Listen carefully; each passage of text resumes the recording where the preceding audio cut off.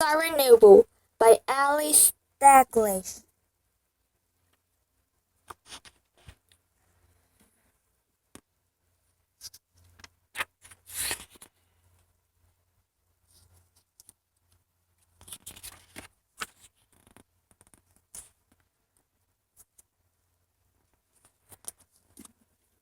Chapter 1. Night in the Forest.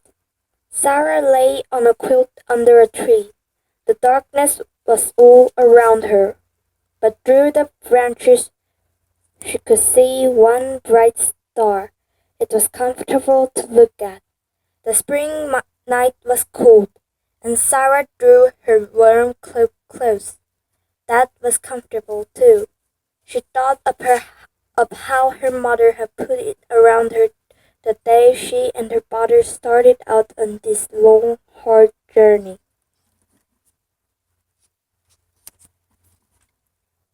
You remember how it was, Sarah, the day I came home to tell of the land I had bought. You were rocking the baby in the cradle, and the baby would not sleep. And your mother said, "You know I cannot take the baby on a long journey. She is so young and she is not strong." Sarah could see her worried little mother bending over the cradle, clucking and buzzing like a mother hen. The wolf was farther away, but still no one could hear it. "And you said," I said, "I will go and cook for you, father." "It was a blessing. The Lord gave me daughters as well as sons," said John Noble, "and one of them, all of 8 years old, as a born cook, for Mary would not come, nor Hannah." "No," said Sarah, her voice sounding a little sleepy. "Hannah would not come, nor Mary. It is good. I like to cook." But she felt suddenly and terribly lonely for her mother and for the big family of brothers and sisters. Joan, David, Stephen, Mary, Hannah, 3-year-old Margaret, the baby, and could she really cook? She had never made a pie, but maybe you don't need pies in the wilderness. "Keep up your courage, Sarah Noble. Keep up." And holding tightly to a fold of the warm cloak, Sarah was asleep. Now the wolf was very far away, but Thomas, who had raised his head when he heard it, still stood with his ears lifted, listening. And Sarah's father sat there, wondering if he should have brought this child into the wilderness. When the first light of morning came through the trees, he was still awake.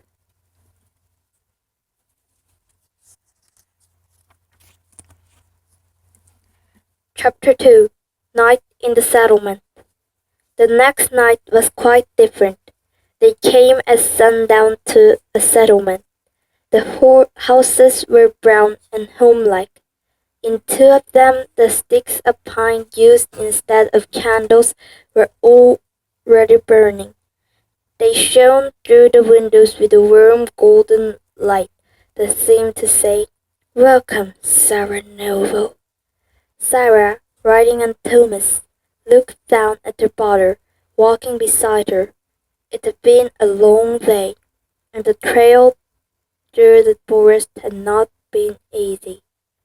We will spend the night here, father." "Yes," said her father, "and you will sleep safely in a warm house." Sarah sighed with pleasure. "Lift me down and let me walk, father. Poor Thomas carries so much, he should not carry me too far." So they were walking, all 3 of them.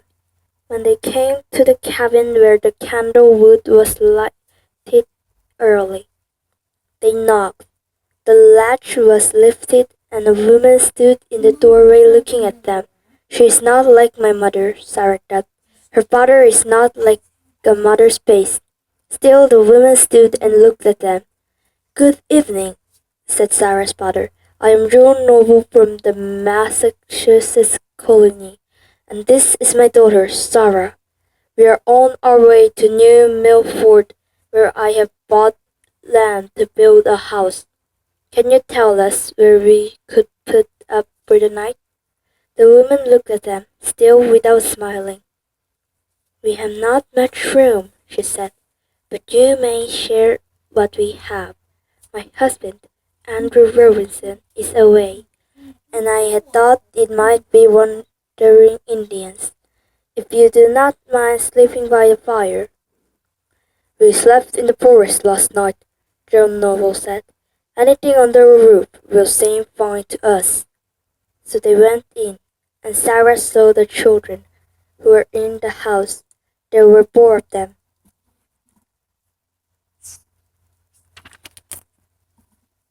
Two boys and two girls, all staring at Sarah with big round eyes. She began to feel shy, and now she was alone, for her father had gone to see to Thomas, and to bring in Sarah's quilt for her to sleep on. Be seated, said Mistress Robinson. You are welcome to share what we have. Lemuel, Abigail, Robert, Mary. This is Sarah Noble. Sarah smiled timidly at the children. Take off your cloak, Sarah. But Sarah held it closely. If you do not mind, she said, I will keep it. I am I am a little cold. The children laughed. Sarah sat down at the table, and in a few minutes her father was with them. Now Sarah let the cloak fall back from her shoulders. I will hang it up for you, said Abigail. It is a beautiful warm cloak. Her fingers stroked the cloak lovingly as she hung it on a peg.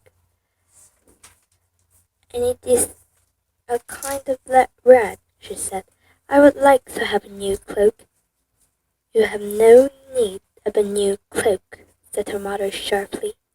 Now Mistress Robinson began asking questions, and as John Noble answered, she began clucking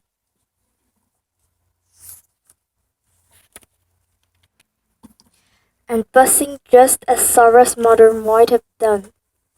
But somehow Sarah's mother fussed in a loving way, taking this dear child into the wilderness with those heathen savages, and she's not more than 7.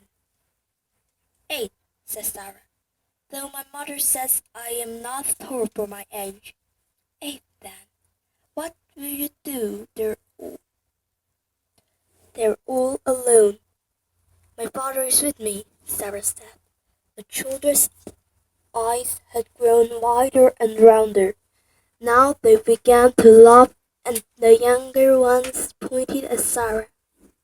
She's going to live away off in the woods. The Indians will eat you, Lemuel said and smacked his lips loudly.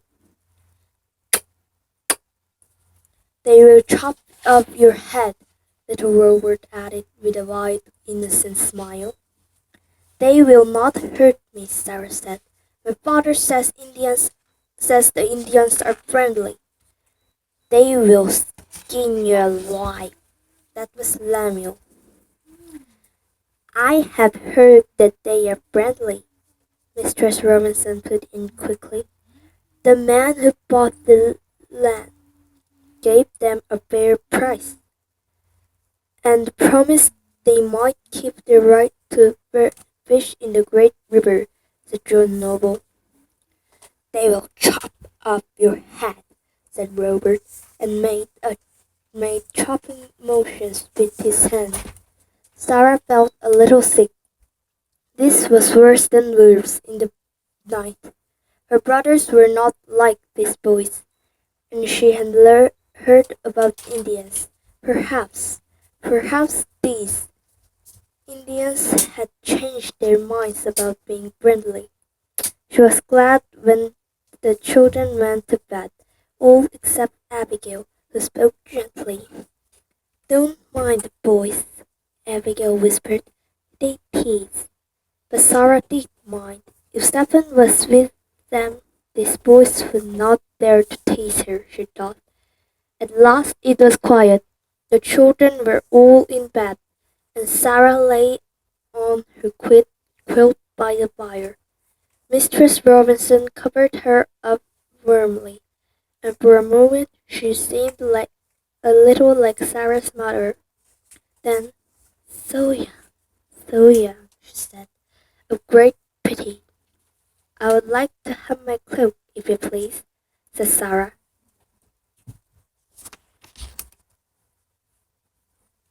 But you are warm.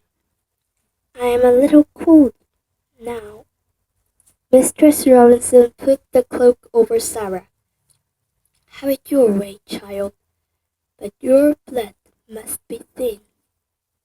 Sarah caught a fold of the cloak in her hand and held it tightly. As she closed her eyes, she could see pictures against the dark. They were not comfortable pictures. Before her were miles and miles of trees dark and fearful, trees crowding against each other, trees on and on, more trees and more trees. Behind the trees there were men moving. Were they Indians? She held the warm material of the cloak even more closely. Keep up your courage, Sarah Noble. Keep up your courage, she whispered to herself, but it was quite a long time before she slept. Chapter 3. Down the long hill. Now they had come to the last day of the journey. The Indian trail had been narrow. The hills went up and down, up and down. Sarah and her father were tired, and even Thomas walked wearily. By late afternoon they would be home. Home? No, it wasn't really home, just a place out in the wilderness. But after a while it would be home. John Noel told Sarah it would be. His voice kept leading her on. Now we must be about 2 miles away. Now it is surely a mile, only a mile. Sarah's tired feet seemed to dance. She picked some wild flowers and stuck them in the harness behind Thomas's ear. You must be well dressed, Thomas, she said. We are coming home. She put a pink flower on her own dress and her feet danced along again. Then suddenly she stopped. Father, if there is no house, where shall we live? Her father smiled down at her. I have told you. Then tell me again. I like to hear. I hope to find a cave in the side of a hill, he said. I will make a hut for us, and a fence around it. Then you and Thomas and I will live there until the house is built. Though Thomas will have to help me with the building. Sarah laughed. Thomas cannot build a house. She had a funny picture in her mind of solemn, long-faced Thomas carefully putting the logs in place. He can drag logs, her father said. Soon we shall have a fine house like Mistress Robinson's. No, said Sarah, like our own. And why not like Mistress Robinson's? Because there is no love in that house, said Sarah. You are too wise for your ears, said her father told her. Now they had come to the top of a long steep hill, and they stopped at a place where there were not many trees, only bushes and coarse grass. This is one of the bare places, John Noble said. The Indians have cleared it for hunting ground. Sarah looked around her fearfully. Behind the bushes something stirred. "Oh dear," said her father, and raised his gun, but Sarah clung to him. "No, father, no! Do not shoot him!" "But we must have meat." "Not now, not now," Sarah begged. "His eyes are so gentle, father." "Well," said John Noble, but he did not shoot. The deer rushed away, its white tail showing like a flag. Then Sarah drew a long breath and looked down. Below there was a valley, and you would see the great river if it were not for the trees, her father said. Sarah looked and filled her mind with the beauty of it. It was beauty it was a beauty that would stay with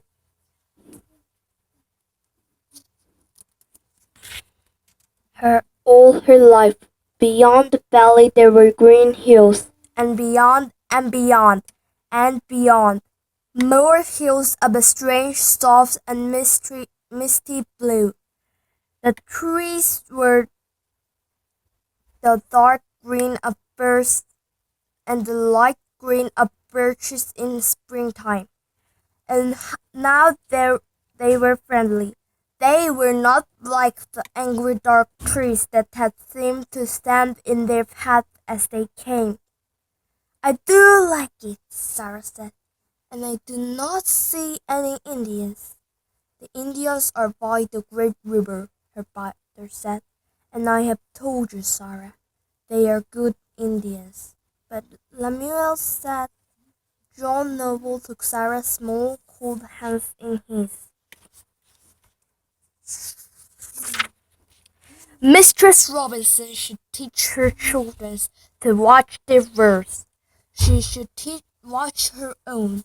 And there are people in this world who do not help along others along the way, Sarah, while there are those who do. In our home, all will be treated with kindness. Always, Sarah. The Indians too, and they will not harm us." Now Sarah held her courage a little more firmly. She also held tightly to her father's hand, and so they came, with Thomas, down the long hill into the place that would be their home. Chapter 4. Night in the Cave. It was a fair piece of land with the trees already cleared. Man had not Man had come over from Milford on the coast to buy the land from the Indians. They had cleared it and divided into plots for the houses. The land sloped down to the great river, and beyond the river were the Indian fields. It was in the great hill across the river that Sarah and her father found a place hollowed out. That would do for the right night. "And tomorrow I will make it larger and build a shed and a fence," John Noble said. They took from Thomas the heavy load he had been carrying, bedding and pots, seeds for planting, tools, and warm clothes for the weather that would be coming. "Tonight we do not need to eat that dry Johnny cake," Sarah said. It was easy to make a fire outdoors and stir up a big pot of bean porridge. They ate there by the fire, with with the only sound the evening talk of the birds. Later, Later, when they had gone to bed, Sarah lay looking out at the fire which still glowed in the darkness. It was cold in the cave, but Sarah was comfortable. Under the quilt she had wrapped herself in her warm cloak. Now the night sounds began. Sarah lay and listened. Was she keeping up her courage or was she being afraid?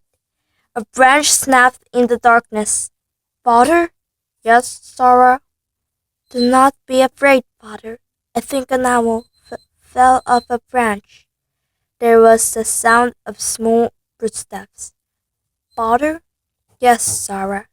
That is perhaps a woodchuck. Chuck. It cannot be Indians. No, of course not. John Noble smiled in darkness. Then there came a strange odor that made Sarah choke. Father? Yes, Sarah. It is a skunk! John Noble laughed out loud. Indeed it is. And the good thing I have you here, Sarah, to keep me from being afraid of all these strange visitors. Sarah was as proud as could be. She she was keeping up her courage then, and her father's too. That would please her mother. The night sounds wove, them, wove themselves into a pleasant, comfortable pattern.